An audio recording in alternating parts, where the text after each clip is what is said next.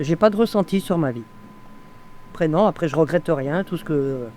S'il faudrait refaire, je referais peut-être pareil. Je trouve que j'ai eu une vie heureuse. J'ai des regrets, il y a des moments, c'est vrai, petits détails qui paraissent très grands, alors que quand on réfléchit, après on dit mais qu'est-ce que t'es bête d'avoir pris ça comme ça. Je suis née à Saint-Denis, le 18-12-57. Disons que j'étais assez nerveuse. Pas colérique, mais très nerveuse. C'est-à-dire, dès que quelque chose n'allait pas, j'allais dans ma chambre, je cassais un truc. Je suis née à Saint-Jacques-de-la-Lande. J'étais une enfant qui bougeait tout le temps, hyperactive comme on dirait maintenant. J'allais dans le quartier, je rentrais chez les gens. Et puis, je disais carrément, par exemple, à Madame Boiramé, qui faisait des galettes, je disais, je mangerais bien une galette. Et j'allais chez une autre dame, je voudrais bien un bonbon. Disons qu'étant jeune, je ne vais pas dire que ça a été ni facile ni difficile. Si je raconte ma vie que j'ai vécue avec ma grand-mère, pour vous, ça va être dur. Mais pour moi, non. Parce que pour moi, c'était normal. Si je dis que ma grand-mère, elle ne voulait pas que je sorte au bout du jardin pour parler à mes copines, qu'elle me rappelait 2 minutes, même pas après, pour vous, vous allez dire, mais c'est quoi ça?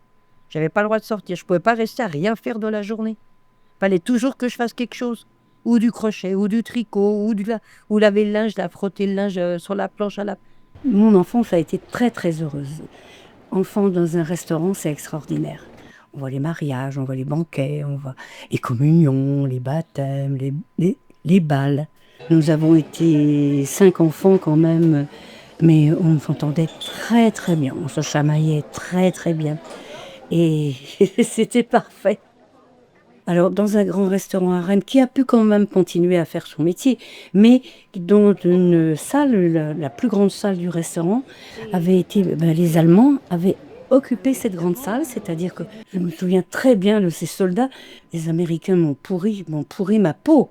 Ils m'ont fait manger du chocolat et encore du chocolat et encore du chocolat, ce qui fait que j'ai fait de l'impétigo de la tête aux pieds. Alors, disons que l'école, ça c'est bien. J'ai fait les primaires comme tout le monde, fin d'études 1, fin d'études 2. J'ai fait collège. Enfin, à l'époque, c'était pas collège qu'on appelait ça, mais secrétariat, donc sténo, dactylo. Et puis après, à 14 ans, je voulais travailler. J'en avais marre d'aller à l'école. Et du coup, j'ai demandé à ma belle-sœur qui travaillait déjà chez Eram et elle m'a fait rentrer chez Eram pour travailler. Alors à l'école, j'étais trop turbulente. Surtout à partir de la 6e, ça me pompait l'air. J'ai eu 2 professeurs. Au bout de 3/4 d'heure de cours, elle disait « Annie, allez faire un tour de jardin ». Et puis j'allais dans le jardin et puis je me promenais pendant un quart d'heure. J'ai arrêté au brevet pour 2 raisons. Vu que j'avais toujours des mauvaises notes de conduite et puis je n'aimais pas l'école. C'est ma mère qui a vu que j'étais vraiment impossible. Et puis comme mes parents là maintenant avaient quitté le restaurant et ils avaient un magasin de literie, alors j'ai commencé à travailler là. Dès le début, j'ai fait la comptabilité, je faisais les achats et la vente, avec maman évidemment, mais je m'occupais des achats d'un jeune, à 18-19 ans. 15 ans de travail chez Eram. Après, tu mets des pompes à des gens toute la journée, donc des fois, c'était pas toujours agréable. Mais non, j'aimais bien avoir cette relation avec les clients. Puis après, tu te fais une certaine clientèle. Toi, les clients, ils viennent, hop, je veux un tel, je veux Sandrine, ils voulaient personne d'autre. Donc moi, j'étais contente. 15 ans Eram et 15 ans à l'Éducation nationale. Alors, à l'Éducation nationale, j'étais pendant 1 an, 2 ans, à Paul-et-Loire, agent de service, c'est-à-dire le ménage. Les classes, les vider les poubelles. Avec les jeunes, je m'entendais bien. Des fois, ils avaient des petits soucis, des petits problèmes, des petites histoires de cœur, de machin. Ils venaient me voir et on en discutait dans un coin. On était... Ah non, j'aimais bien, moi. Parler aux jeunes et tout, j'aimais bien. Là, et au bout de 3 ans, j'ai dit à maman, mais pourquoi on ne ferait pas un peu de décoration?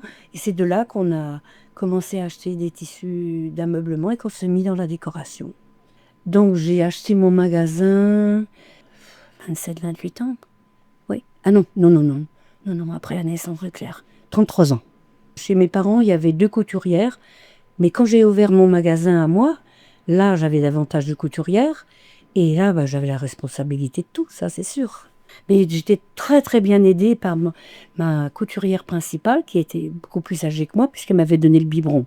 Alors, mon ex-mari, je l'ai rencontré. Donc, quand j'ai été habitée dans une cité à côté avec mon père, nous, on était au 7e. Lui, il était au 13e d'un autre bâtiment.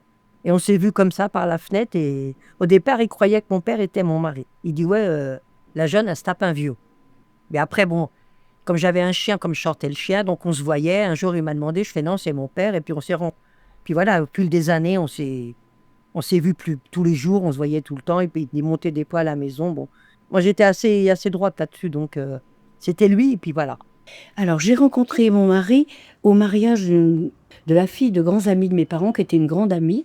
Elle épousait le cousin de mon mari. On s'est revus le lendemain et le surlendemain, il partait en Algérie. Et après, il a été envoyé en Tunisie. Et là, il a fait la guerre en faisant du tennis.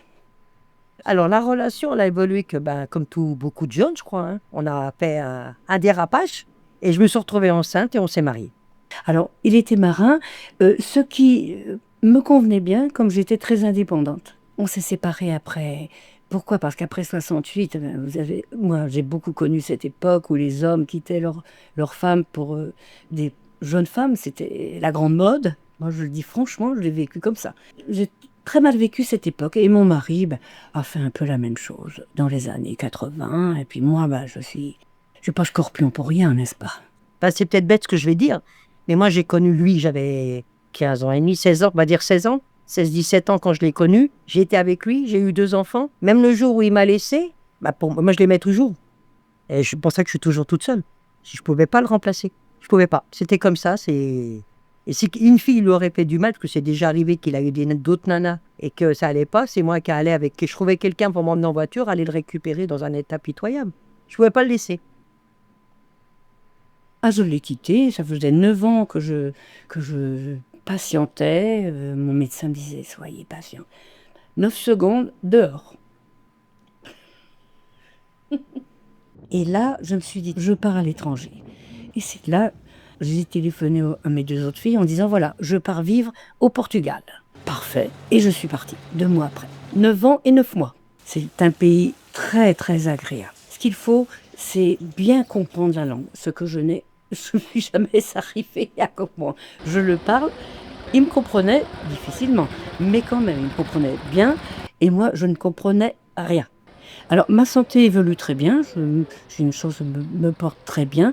Par contre, j'ai subi quelques opérations, plus ou moins graves. J'ai eu une opération pour la septicémie. J'ai eu cette opération de 3 pontages, mais le lendemain, j'étais debout, hein, et puis, vous voyez, chirurgie, maintenant, c'est parfait. J'y vais en chantant. Donc j'ai fait le pneumo à l'école. Je crois que c'est 2-3 ans après, j'ai été suivie par le pneumologue. Donc après, il m'a découvert comment on appelle ça, un nodule au niveau du poumon. Heureusement qu'il m'a suivi, et qu'après, ça s'est révélé que c'était le cancer du poumon. Ils m'ont enlevé le lobe droit, premier lobe droit du poumon, ils me l'ont enlevé, que c'était cancéreux. Peut-être 1 an et demi, 2 ans après, j'en ai eu un autre au niveau de l'œsophage. Et puis 3 ans après, j'en ai un au niveau du bas du ventre, quoi. Donc ils m'ont tout retiré, et puis voilà. Et après, ça a été mon pied. Le pied, c'est le truc tout bête. Je sortais le chien quand j'étais chez ma fille sur l'île Adam. J'avais une paire de sabots, parce que bon, c'est un truc, il faisait chaud, donc il y avait un trottoir, je n'ai pas fait gaffe. Mon pied, il a brillé sur le trottoir, je me suis retrouvée par terre. Et je voulais me relever, mais la cheville, elle tenait plus. Donc j'ai appelé les pompiers, j'ai appelé des gens pour qu'ils viennent m'aider et tout. Et en fin de compte, j'avais fait une double fracture ouverte de la cheville avec l'os qui dépassait. Et après, j'ai été à l'hôpital en urgence, à Pontoise, et ils m'ont mis des broches. Et maintenant, j'ai une bosse de chameau. Ou de dromadaire, je ne sais pas c'est lequel qui a une bosse. Mais ça va, je peux remarcher, je peux sortir, tu vois, bon. Je peux aller faire mes cours, je peux aller boire mon petit café tranquille. Je revis. Oh nous, on est très famille. Nos parents nous ont habitués. Et alors, tous les ans, il y a le Noël. Et on continue depuis. Ça a toujours été, encore cette année, c'était chez une de mes nièces. C'est facilement 3 jours, Noël. Hein. C'est pas, on ne peut pas dire que ce soit un Noël très, très catholique. Mais on s'amuse bien. À part mes enfants et mes petits-enfants, j'ai plus personne. Mes neveux, mes nièces, et on va dire qu'ils m'ont laissé un peu de côté. Bon, moi, j'en ai fait autant. Donc, qu'ils aillent tous, entre guillemets, au diable. Voilà, il n'y a que mes enfants et mes petits-enfants. Voilà, je les vois. Mon fils vient me chercher, on va se promener à Aérobile, machin. Loris, quand il peut, il passe. Quand je peux, je vais chez eux.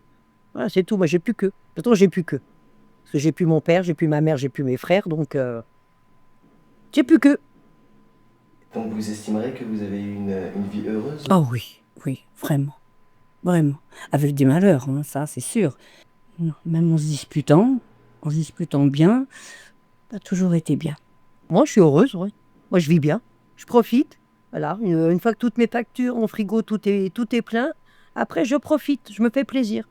Je sors, je vais manger avec une petite voisine au restaurant le dimanche chez un Portugais. On va. Ah non, je profite. Moi, je suis bien.